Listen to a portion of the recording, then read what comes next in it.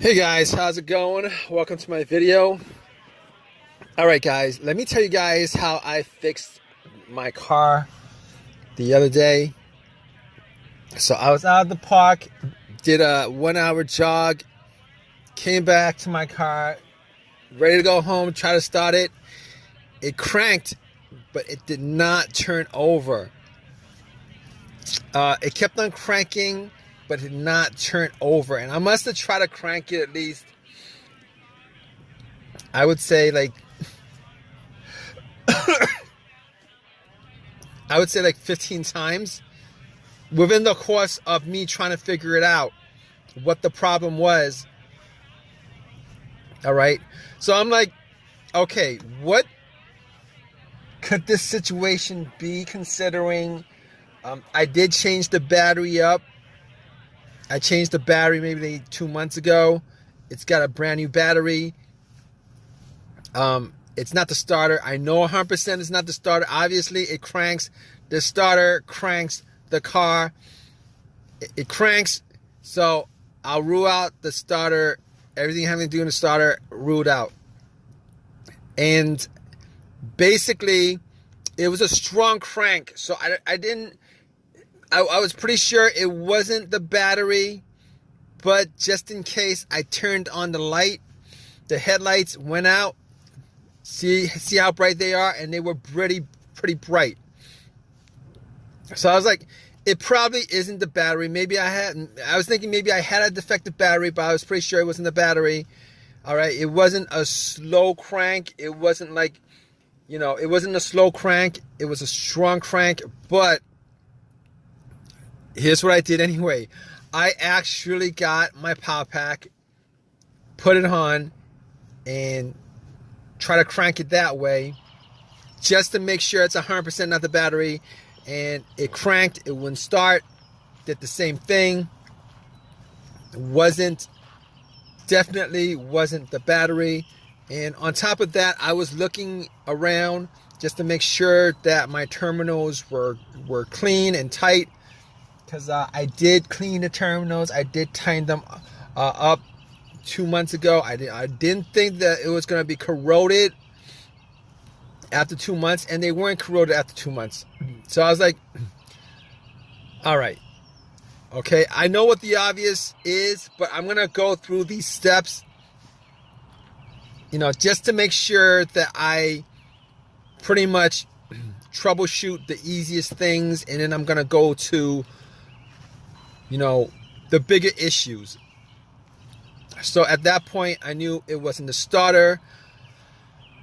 Obviously, it's not the alternator. I'll rule those things out. You guys in this situation, you guys don't want to start ruling things out as what the issue is. It won't be the starter. If it's a strong crank, it's not the alternator. If it's a slow crank, wait. If it's a strong crank, it's probably not the battery. If it's a slow crank, it's possible that it is the battery. But just to rule it out, you guys should probably at least try to give it a jump. This situation, just to make sure it's 100% not the issue. All right. So it's not a slow crank. It's a very strong crank, and it cranks up pretty strong. All 15 times that I try to crank it up. So I can rule out those things. Check all the terminals, rule that out. And the negative wire, I could rule that out too, because I wouldn't be getting a strong crank.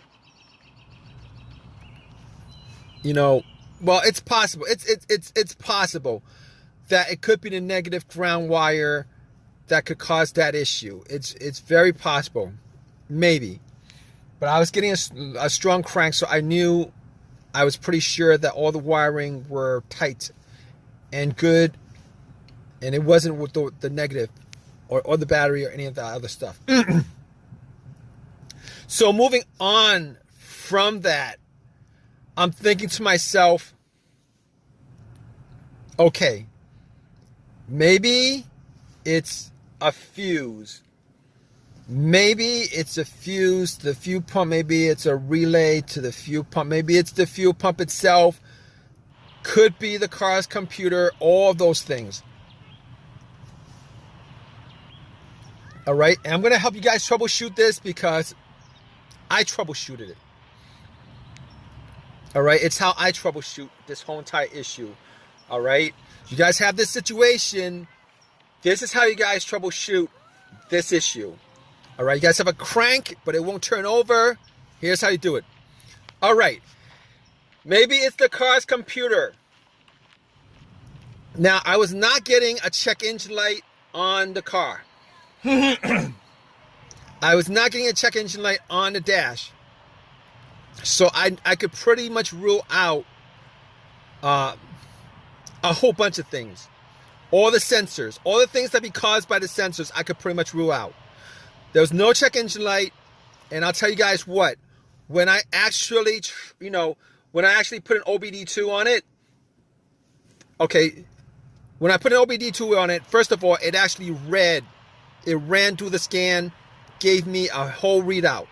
So I knew that it was probably not the car's computer to begin with. That's very important. There are situations where the car's computer has issues communicating with the car itself, whether it's a wiring issue, whether it's a blown fuse issue, a short or whatever. Sometimes that occurs, and when that occurs, it will cause the car to crank but not start. All right, and there's a whole host of things I could run down with this, but I could rule out that. All right, and the fact that there was no check engine light on the dash, and then when I read the whole OBD2, there was not a single code that came up. I could rule out anything having to do with the mass airflow sensor, could rule that out. I could rule out the crankshaft, camshaft. I could rule all that out. And I could probably rule out the throttle position sensor on top of that. So if you guys are probably thinking it's probably one of those sensors that's causing it, one of those things that's causing it, if it's not coming up, if you guys don't have a check engine light with this with this crank but no start issue, it's a crank but no start issue, you guys probably rule out all those things that has a sensor connected to it, which is a whole host of things. All right, and this situation pretty much simplifies a whole lot of things as far as troubleshooting this issue is concerned with a crank no start issue. All right, so let's go down from there. All right, now I'll tell you what. All right, I wasn't able to get my car started at the park, so I had to call AAA, had them tow my car to my house so that I could actually do a bunch of tests. I didn't have my tools with me, so I wasn't able to get it started. All right, I assumed that it was a couple of things. So when I got home, I had to pretty much go through all the fuses. All the fuses were good. All right, all the fuses were good. So next up would be the relays.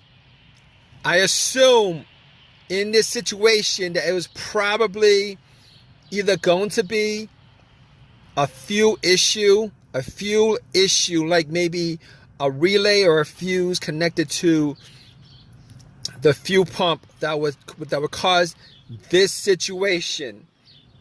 All right, so I tested out all the fuses. It wasn't that. As far as the relay was concerned, I did swap out the fuel pump relay with another relay, with a similar relay, with the same exact number. So it was I did swap out one of the relays for the fuel pump relay, and that didn't do anything as far as that situation is concerned. So at that point, I was thinking, all right, I got to figure out whether it was the fuel pump that was causing this situation. All right, definitely was sure it was not the relay. And on top of that, I actually took off the line for, the part of the fuel line just to see whether there was any fuel getting pumped out. There's no fuel pumping out. And on top of that, I actually did not hear the fuel pump prime. All right, when I turned it on to the on position, did not hear any kind of priming coming from the fuel pump. So at that point, I knew that it was probably the fuel pump that was the issue. In fact, it was the fuel pump that was the issue. Now, I was hoping that it would have been the fuel pump relay. If it was the relay, it would have been a quick fix. However, since it was the fuel pump, it took an hour or two for me to replace it. Got the car to start afterwards after it was replaced. It was the fuel pump that was the problem. If you guys have a crank no-start, like a whole bunch of other scenarios, no-start scenarios, what you guys do need to do is, you guys need to troubleshoot it, because it could be, like I said, a variety of things that would be causing these kind of situations. Hopefully, if you guys are in this same situation, this video has helped you out in some way. Maybe it's a fuse that was blown or something like that. Hopefully, you guys got a simple fix for you. But that was my whole entire scenario happened because the fuel pump needed to be replaced. All right, guys. If you guys have any comments on this, please drop a comment in the comment section. Please give me a thumbs up and please subscribe, guys. All right, take care.